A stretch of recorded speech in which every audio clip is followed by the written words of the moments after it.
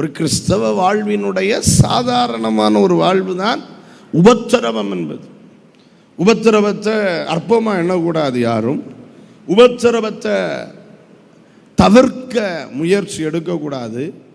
உபத்திரவம் வாழ்க்கையின் ஒரு பகுதி. ரட்சிக்கப்பட்டுட்டோம்னா கண்டிப்பாக வாழ்க்கையில் எதிர்பார்த்து தான் இருக்கணும்.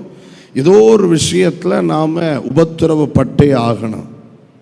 இதை குறித்து இயேசு என்ன சொல்லியிருக்கிறார்? யோவான் எழுதின சுவிசேஷ புத்தகம் அதனுடைய 16வது அதிகாரம் அதனுடைய 33வது வசனம் வாசிக்கும் போது அங்க சொல்லி தருகிறார், என்னிடத்தில் உங்களுக்கு சமாதானம் உண்டாயிருக்கும் பொருட்டு இவைகளை உங்களுக்கு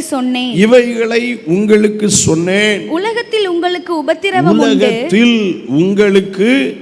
உபத்திரவம் உண்டு, ஆனாலும் திடன் கொள்ளுங்கள், நான் உலகத்தை ஜெயித்தேன் என்றார். அப்ப இயேசுவே என்ன சொல்லி இருக்கிறார்? உலகத்தில் உங்களுக்கு உபத்திரவம் உண்டு.